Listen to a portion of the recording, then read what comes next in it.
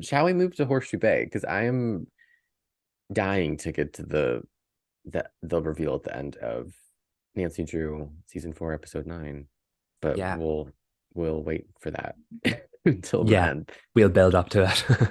I think I'll kick us off just by saying comparatively to the past 3 episodes, not as fun as an episode, Mhm. but we did get another, and these are the kind of episodes that we really appreciated early on in the run.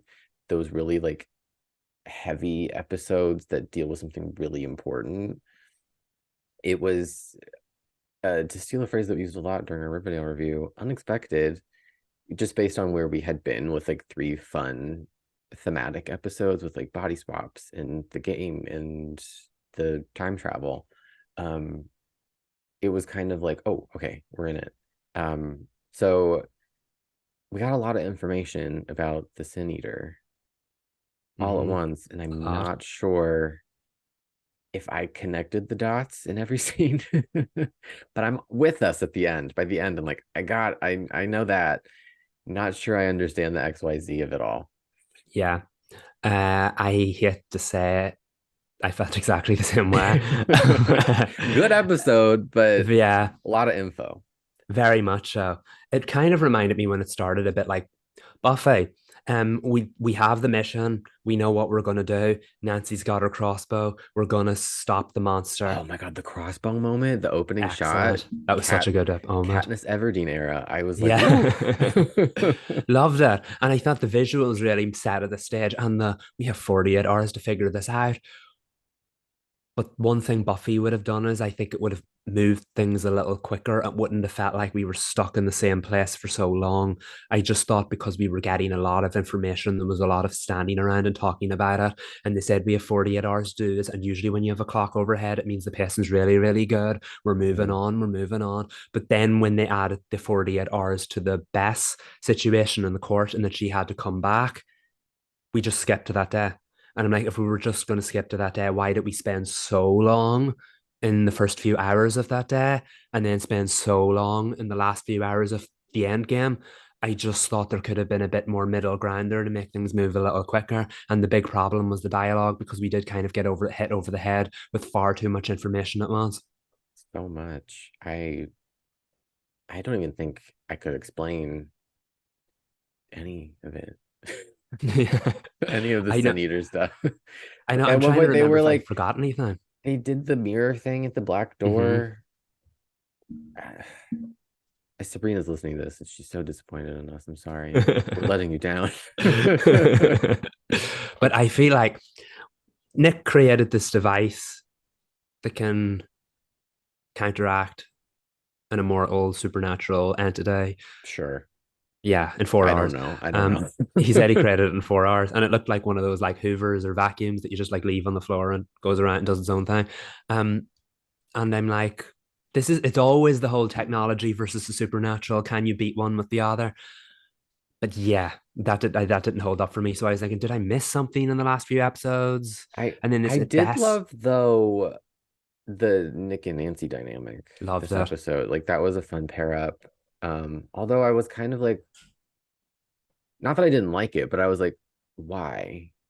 Mm-hmm. Because we were planted with them together in the woods, and I was like, wait, why did we get an explanation for why they were paired for so much of the episode?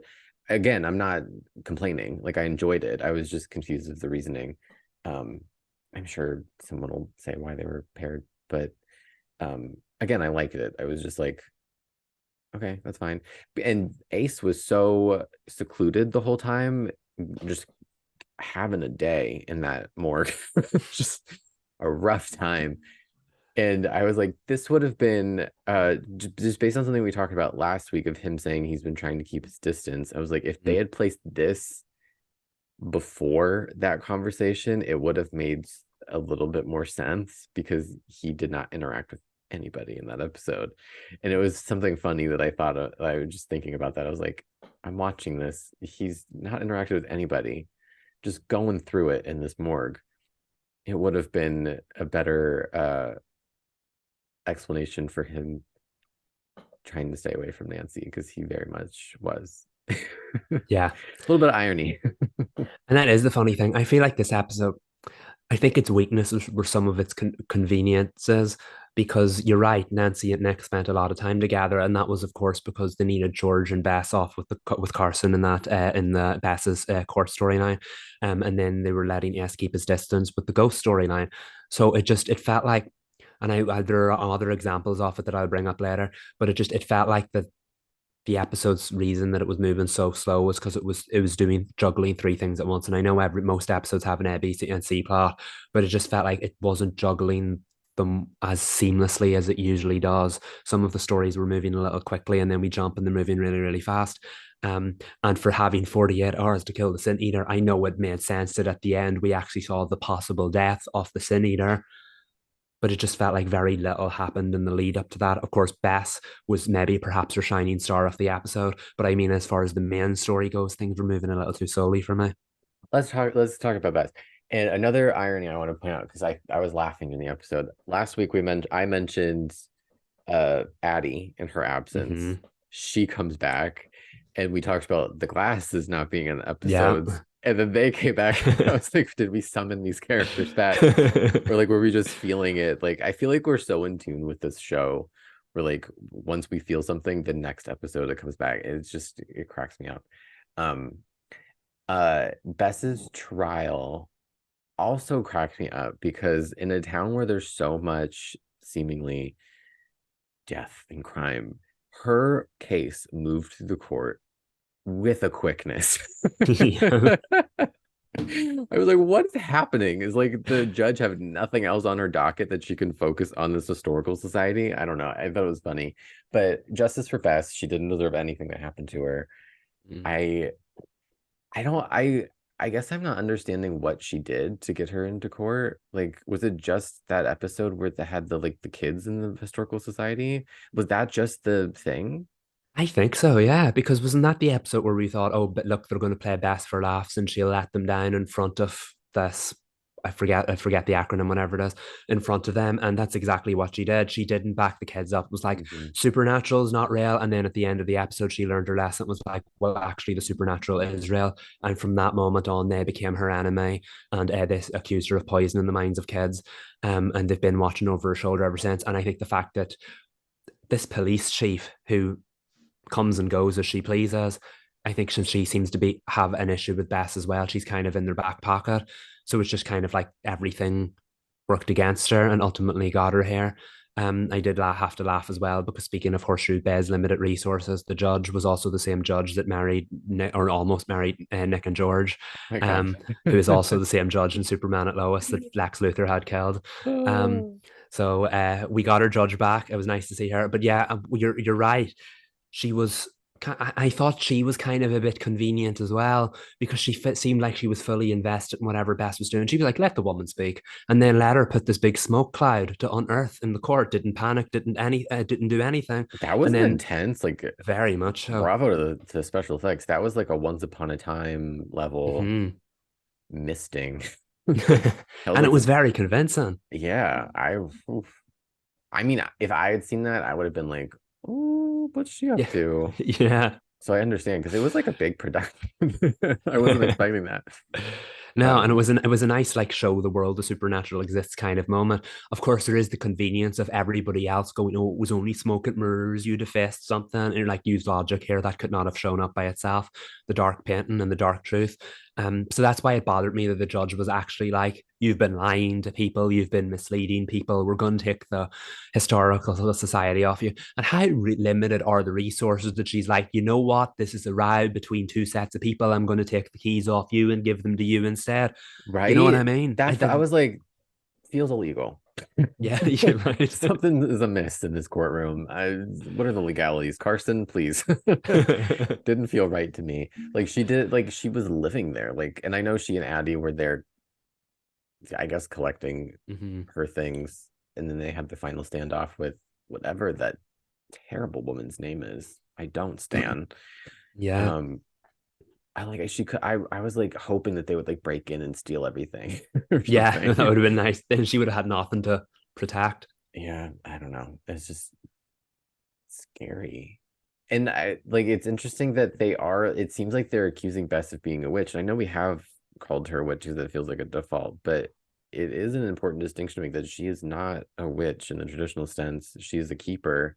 So like there's nothing, I guess there's really nothing that she can do that hasn't been like learned. Like, I don't know, she can't just like, like Hmm. zap her finger and make something appear. Like there's like rituals and spells that she's worked on that makes her like not, I don't, it just feels very much like they're scared of burn the witch. And it's like she's helping you guys. You guys probably Hmm. wouldn't be alive if Bess hadn't stepped in like season 2 or 3 or whenever she started practicing and being a keeper. Like she's helped the town, and obviously I think again 4 episodes to go in the show as well.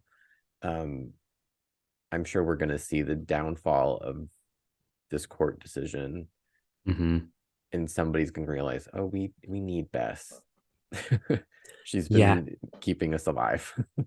I kind of well, I don't think the show ever did bigger stakes than when the tidal wave hit at the end of season three.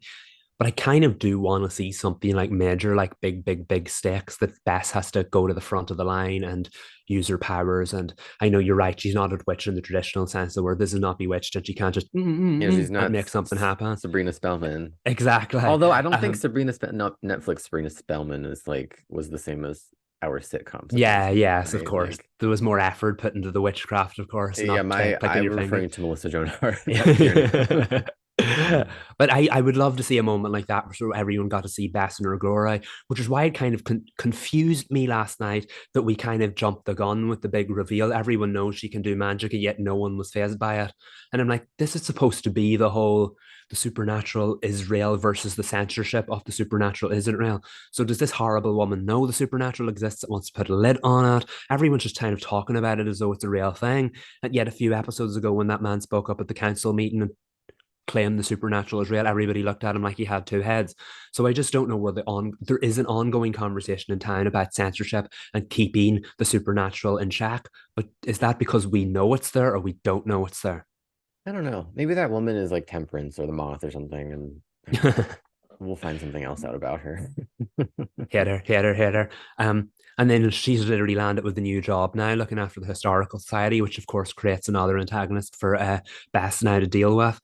But as for to go back to the convenient writing, because I feel like we're heading up to the big twist now. We'll talk about that. I didn't like that when they figured out everything and what the Sin Eater's origins and everything.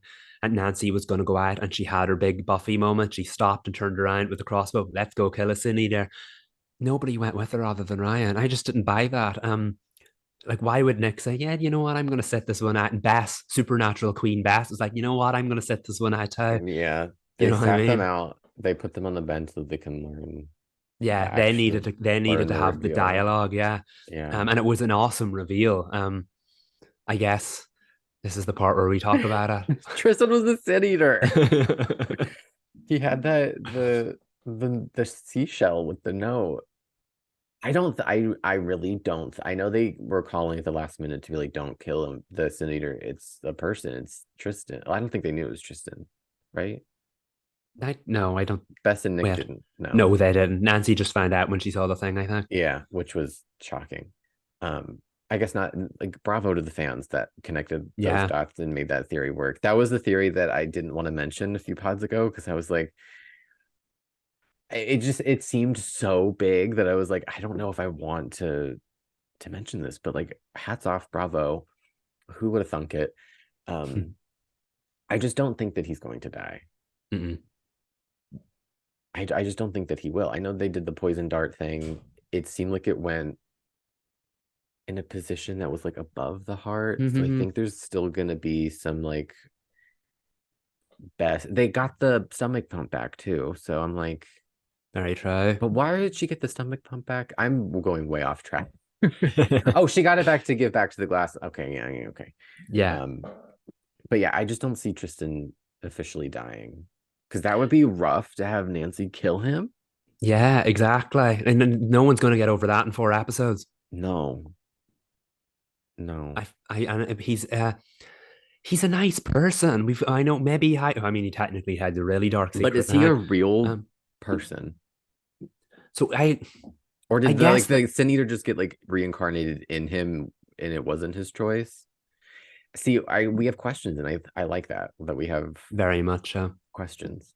I feel like he doesn't know what's happening to him, and like the werewolf kind of transformation, and then anytime the sin eater summoned, it just happen overcomes him, and then maybe he has to go and do whatever his job Have is. you seen the movie Red Riding Hood starring Amanda Seyfried? Years ago, yes. I've watched it for the first time recently. I've been wanting to see it for like a decade and I finally did it.